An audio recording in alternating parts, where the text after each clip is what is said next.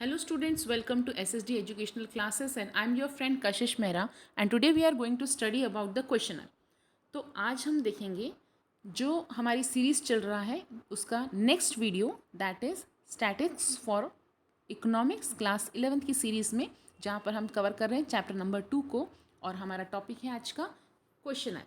तो आइए देखते हैं क्वेश्चनर होता क्या है। The common type of instrument use in survey for collecting primary data.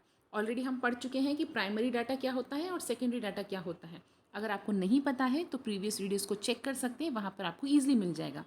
और आपको अगर ये नोट्स चाहिए तो आपको ये नोट्स ईजिली अवेलेबल होंगे मेरी ही वेबसाइट पे ssdclass.com पे। आपको वो नोट्स के लिए लिंक पर क्लिक करना होगा जो ऑलरेडी मैंने डिस्क्रिप्शन बॉक्स में डाल दी है। तो चलिए स्टार्ट करते हैं। प्राइमरी डाटा में, अगर प्राइमरी डाटा मतलब जो डाटा हम पहली बार कलेक्ट कर रहे होते हैं, तो प्राइमरी डाटा में जब हम क्वेश्चनर बनाते हैं तो क्वेश्चनर का मतलब होता क्या है। क्वेश्चनर का मतलब होता है लिस्ट ऑफ क्वेश्चंस, जहाँ पर एक बड़ी सी लिस्ट है और बहुत सारे क्वेश्चंस हैं और कुछ क्वेश्चंस के एमसीक्यू फॉर्म में होते हैं या फिर कुछ क्वेश्चंस डिस्क्रिप्शन फॉर्म में होते हैं, depending upon the survey that we are doing. तो सर्वे को ध्यान में रखते हुए ये क्वेश्चनर्स बनाए जाते हैं। लेकिन जब हम क्वेश्चनर बना रहे हैं कुछ बातों का बहुत अच्छे से ध्यान रखना पड़ता है।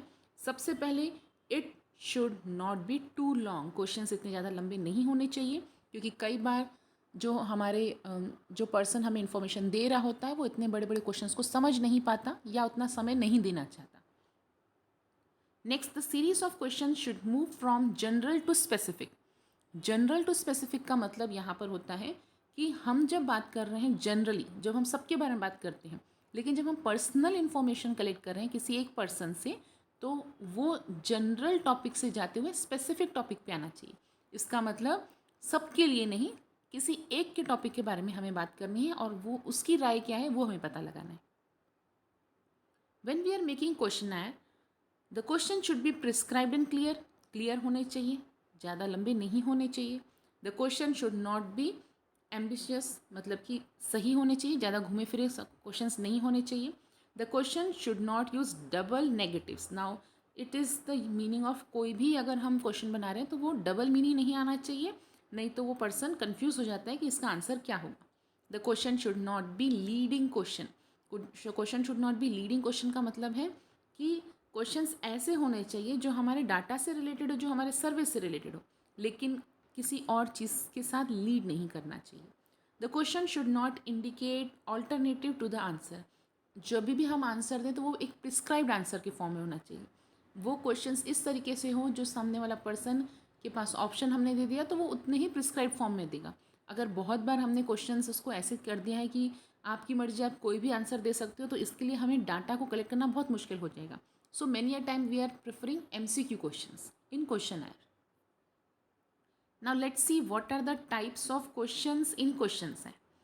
So there are different types of questions, that is close-ended questions and open-ended question. When we are talking about close-ended or structured question, it should be a two-way. जहाँ पे हम close-ended बात कर रहे हैं यहाँ पे two-way questions होंगे और multiple choice question होंगे।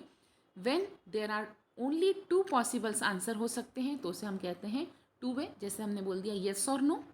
या फिर अगर हम मल्टीपल डाल रहे हैं इसका मतलब है दो से ज़्यादा अगर हम उनके ऑप्शंस दे रहे हैं तो इसका मतलब है multiple choice questions.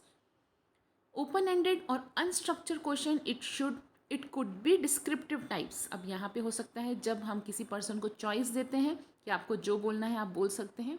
When a person get a chance to talk more about any topic, then these types of questions we are using, that is known as open-ended or unstructured question. चलिए हम देखते हैं difference between close ended and open ended questionnaire. अगर मैं बात करती हूँ close ended questionnaire की तो it is easier to compare responsive, क्योंकि यहाँ पे हमने ऑलरेडी इनको ऑप्शंस दे के रखे, it may be of two way और it may be of multiple questions, तो हमें कंपेयर करना आसान होता है। लेकिन ओपन एंडेड जो रहते हैं वो डिटेल्ड में रहते हैं एंड क्वालिफाई रिस्पॉन्सेस। अब रिस्पॉन्सेस में भी बहुत ज़्यादा फर्क आ जाता है क्योंकि ये बहुत ज़्यादा डिटेल में है। क्विक एंड ईजियर आंसर मिल जाता है क्योंकि यहाँ पे हमने ऑलरेडी इनको चार ऑप्शंस दिए रहते हैं। अनलिमिटेड पॉसिबल्स आंसर है क्योंकि हर पर्सन अपने हिसाब से थिंकिंग की बेसिस पे आंसर देगा। ईजी टू इंटरप्ट, ईजिली हम उस आंसर्स निकाल सकते हैं। यहाँ पे difficult to interrupt.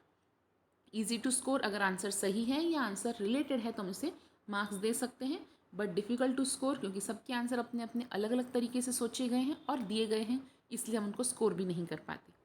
Easy to codify for analysis, अगर हमें किसी डाटा को एनालाइज करना है तो अगर हमने MCQ क्वेश्चंस लिए हैं, that is close ended questions लिए हैं, तो उसे एनालाइज करना आसान हो जाता है। वहीं पे अगर हम ओपन एंडेड क्वेश्चंस लेते हैं, it is difficult to codify for analysis, analyse के लिए थोड़ी सी दिक्कत वाला काम होता है। For example, do you smoke, ऐसा क्वेश्चन हमने दिया, या फिर जैसे इसका आंसर होगा येस और नो, आप स्मोक करते हैं तो आप येस लिखेंगे, नहीं तो आप नो लिखेंगे। वहीं पर अगर हम ओपन एंडेड क्वेश्चंस की बात कर रहे हैं, what in is your view about globalisation, अब ग्लोबलाइजेशन से रिलेटेड हर पर्सन अपने हिसाब से आंसर देगा, तो यहाँ पे आंसर में वेरिफिकेशंस आ सकते हैं, मीन्स वेरीफाई हो सकता है आंसर, वो चेंज हो सकते हैं, वेरीज हो सकते हैं। So these are the difference between close ended and open ended question are. Hope है स्टूडेंट्स आपको हमारा वीडियो पसंद आया है। अगर आपको हमारा वीडियो पसंद आया है तो इसे लाइक कीजिए, चैनल को सब्सक्राइब कीजिए और जितना हो सकता है शेयर कीजिए, और बने रहें हमारे इस सीरीज़ के साथ। Thank you.